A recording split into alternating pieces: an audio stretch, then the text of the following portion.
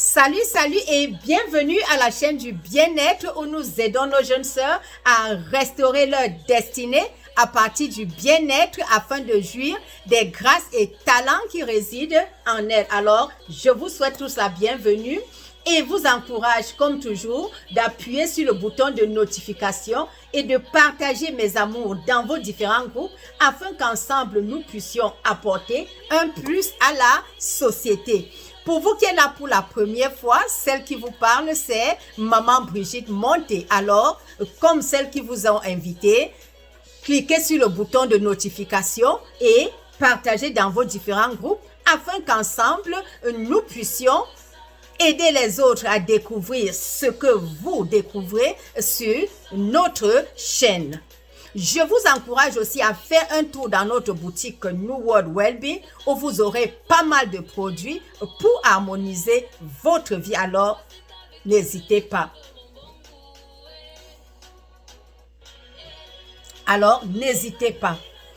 Aujourd'hui, nous allons encore parler sur le bien-être financier, pas parce que c'était dans mon programme, mais juste parce qu'une de nos perles qui nous écoute depuis les débuts m'a écrit pour me demander « Maman, comment est-ce que je peux amener mes parents à accepter mes rêves ?» Alors, cette question m'a obligée à venir dire quelque chose de plus. Alors, de ce fait, avant de partager le contenu de cette réponse avec vous, je voudrais, mes amours, que vous sachiez que cette fois-ci, je m'adresse d'abord à nous, parents, que nous sommes tous de passage sur la terre et que nous avons tous une mission à accomplir. Notre première mission en tant que parents, c'est déjà d'aider ces enfants à leur donner tous les éléments dont ils ont besoin pour réussir leur vie et à leur montrer les bien fondés de la richesse spirituelle qui, d'après moi, est la première des richesses parce que c'est celle qui aide nos enfants et qui nous aide à avoir cette connexion avec ce Créateur qui nous a créés et qui nous dit dans sa parole qu'avant que ta mère ne te conçoive, je te connaissais, j'avais déjà des plans de bonheur pour toi et non de malheur. Les plans de bonheur et non de malheur. Donc, si nous apprenons à nos enfants à avoir cette connexion avec lui, à communiquer avec lui, non seulement ils feront moins d'erreurs dans la vie, mais la facilité de déceler quel est le talent, le rêve qui réside en eux va être plus facile. Alors, c'est pour cette raison que je dis que la richesse spirituelle est la première des richesses. Et de deux, je voudrais que nous, en tant que parents, nous puissions avoir le courage de partager avec nos enfants nos expériences de la vie, les bonnes et les mauvaises. Et cela pourquoi? Parce que c'est une école de la vie, ça les aidera à ne pas commettre les mêmes erreurs que nous autres avions commises par le passé et ça va les aider à mieux gagner en temps dans la vie. Le troisième point, c'est d'apprendre à nos enfants à comprendre que le succès n'a pas une très grande importance dans la vie d'un être humain comme les bonnes œuvres et l'amour du prochain. Le succès, on le vit juste au moment où on l'a réalisé et après, on l'oublie. Alors que des bonnes œuvres que nous posons dans la société restent à jamais dans la mémoire et dans l'histoire.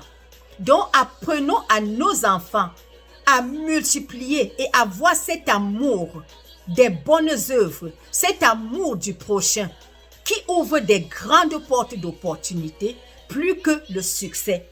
Je voudrais également que nous apprenions à nos enfants que dans la vie, on doit s'attendre aussi à l'échec. On doit s'attendre aussi à l'échec. Parce que il y a des enfants qui sont tellement choyés qu'ils ne croient pas qu'ils peuvent avoir des échecs dans la vie. Et quand ces échecs arrivent, quand ils ne sont pas préparés, vous voyez comment ils se donnent la mort. Ils pensent que c'est la fin du monde. Pour eux, ils trouvent que c'est quelque chose qui n'a jamais existé. Non. Apprenons à nos enfants à comprendre que la vie est faite des hauts et des bas et que de même comme on a le succès, on peut aussi avoir l'échec. Ça fait partie de la vie. Le quatrième point maintenant, c'est d'aider nos enfants à développer leur mémoire visuelle, leur mémoire scripturale et leur mémoire auditive. Quand nous aidons nos enfants déjà dès le bas âge avec des jouets et au fur et à mesure qu'ils grandissent, que ce soit à travers les exercices, des pratiques, comme je vous encourage à occuper nos enfants le maximum possible pendant leur enfance parce que chaque enfant n'a qu'une seule enfance. Quels que soient des rêves que vous avez pour ces enfants, habituez-les dès l'enfance à exercer plusieurs activités. À travers ces activités, ils vont se découvrir. Ils verront où est-ce qu'ils ont plus de talent et ça les aidera dans l'avenir à mieux s'intégrer dans la société. Nous voyons ici des enfants qui viennent à l'étranger, nantis des diplômes, mais qui, pour s'intégrer, ont des difficultés, juste parce qu'ils ne savent pas manipuler leurs doigts. Alors que ceux qui sont des parents, des maisons des parents avisés, et qui ont pris le temps d'apprendre soit la maçonnerie, soit la menuiserie, soit la mécanique, ou bien un peu d'informatique, ou bien à faire des tresses comme des filles, ou bien à cuisiner, ou des croquettes, font ces petites choses et ça les aide à gagner un peu d'argent ici et là pour payer ne serait-ce que leur bus ou bien leur téléphone. C'est déjà un plus. Alors, aidons nos enfants pendant leur enfance à maximiser ces moments, ces études, pour pouvoir gagner le temps quand ils seront majeurs. Voilà déjà les quelques éléments que je voudrais ajouter comme conseil et comme suggestion à nous, les parents, pour mieux aider nos enfants. Et pour répondre à la question de notre jeune sœur, je dirais toujours à nous, parents, que nous ne devons pas imposer une carrière à nos enfants. Parce que nous voyons des parents, peut-être parce qu'ils sont médecins, directement ils se disent, mon fils doit être un médecin, ma fille doit être un médecin, ma fille doit être chirurgien. N'imposons pas.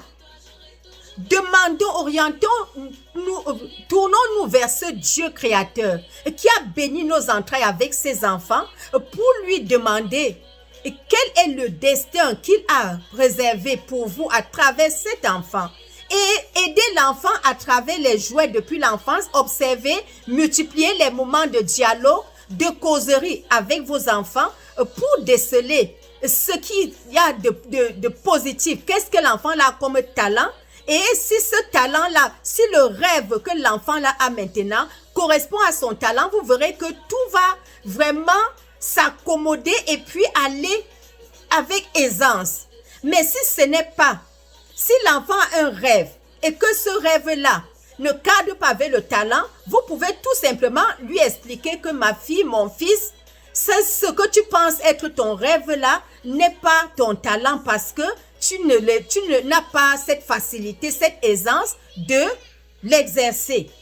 Et s'il y a déjà un dialogue, une communication entre vous, parents et l'enfant, vous verrez que le message va passer facilement. Mais s'il n'y a pas un dialogue et vous venez justement lui imposer ça comme ça ne va pas être facile. Donc, c'est l'une des raisons pour lesquelles je dis que nous, parents, nous avons cette lourde responsabilité de développer le dialogue et la communication entre nos enfants. De telle sorte que quand ils vont atteindre un certain âge, nous aurons cette facilité de causer avec eux, de les amener à comprendre un certain point de vue. Alors, c'est le petit détail que je voudrais ajouter.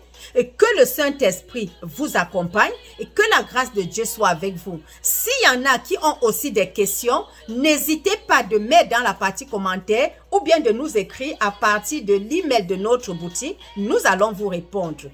Bon début de semaine et beaucoup de réussite, beaucoup de succès pour la nouvelle année qui approche. Alors, je vous aime et nous sommes tous en union dans la paix. Bye.